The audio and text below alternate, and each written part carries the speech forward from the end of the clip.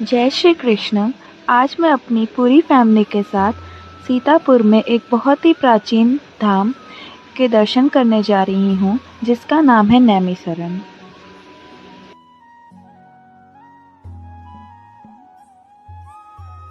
तो जैसा कि आप देख सकते हैं, ये है नैमिषारण्य धाम का सबसे पहला मंदिर, जिसका नाम है ललिता देवी मंदिर, जिसके हम सब जा रहे हैं दर्शन करने।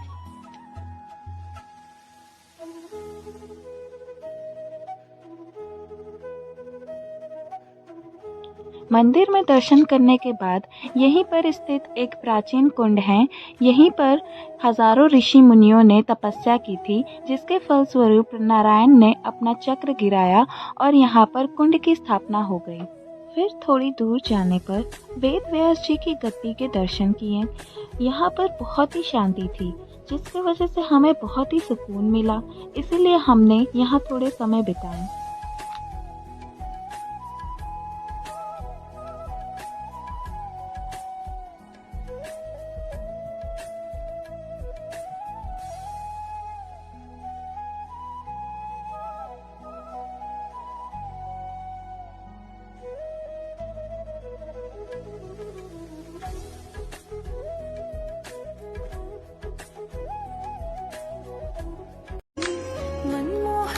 छवि की प्यारी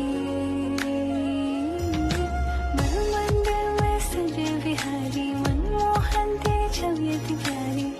बंसी बजैया रास रचैया, तारनहार मेरे तू ही के। इसी मंदिर में महाराज जनक और महारानी सुनैना देवी का तपोस्थल है, जहाँ पर उन्होंने तपस्या की थी।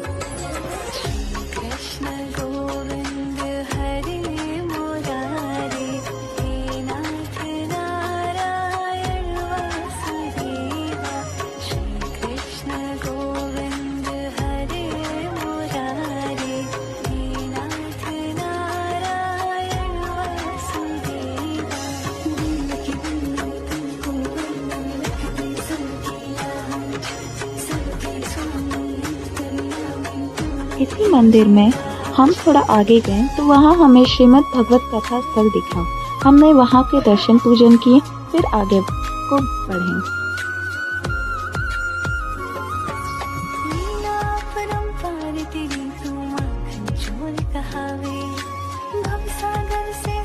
ये बहुत ही प्यारी जगह थी, यहाँ पर भी बहुत शांति थी, जैसा कि आप लोग देख ही सकते खुद भी। फिर हम पहुंचे हवन कुंड में, जहां पर कई हजारों वर्ष पहले ऋषि मुनियों ने नारायण को प्रसन्न करने के लिए हवन किया। माना जाता है कि यह हवन तब से इसी प्रकार जलती हुई आ रही है, और हमें वहीं के पंडित जी ने कहा कि इस हवन के 4 बार परिक्रमा करनी चाहिए।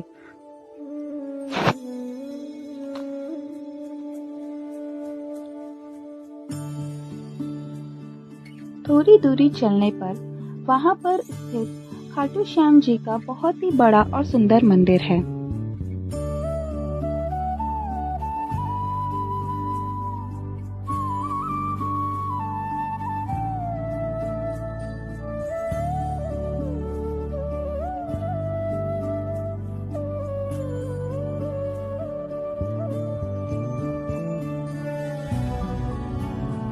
नैमिषारण्य धाम के सभी मंदिरों के दर्शन पूजन करने के बाद हम निकल चले अयोध्या जी के दर्शन के लिए। पहुँचते पहुँचते काफी रात हो गई थी, तो हमने सोचा कि थोड़ा रात में आराम कर लिया जाए।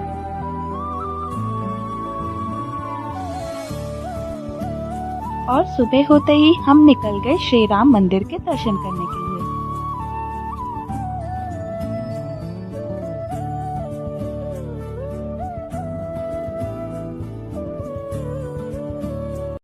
पैदल चलकर गए श्री राम मंदिर के दर्शन करने, जहाँ पर दर्शन करने के बाद मेरे मन में एक ही बात आई, श्री राम है दिल में याद तेरी, होठों पे नाम तेरा, मेरे दिल में बसने वाले तेरे चरणों में प्रणाम मेरा। कितने सुंदर है मेरे प्रभु श्री राम, मेरे श्री राम। मुस्कानों में असुवन में हरी, मन की आंखें तूने खोली तो ही दर्शन पाए। नहीं किस रूप में आकर नारायण मिल जाएगा, पता नहीं किस रूप में आकर नारायण। अब प्रभु के दर्शन करने के बाद हम गए उनके सबसे प्रिय और सबसे बड़े भक्त के दर्शन करने हनुमानगढ़ी, जहाँ पर उनकी आरती होने के कारणवश वहाँ पर बहुत ही भीड़ हो गई थी। उसकी वजह से हमें थोड़ी सी परेशानी हुई, लेकिन प्रभु के लिए इतना तो चलता है।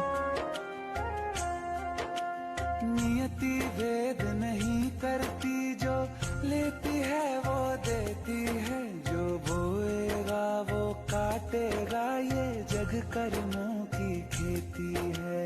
नियति भेद नहीं करती, जो लेती है वो देती है, जो बोएगा। फिर हम निकल पड़े सरयू जी के दर्शन करने के लिए। जग कर्मों की खेती है।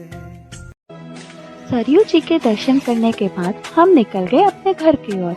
अब आपसे मुलाकात होगी किसी नए व्लॉग में। जय श्री कृष्ण।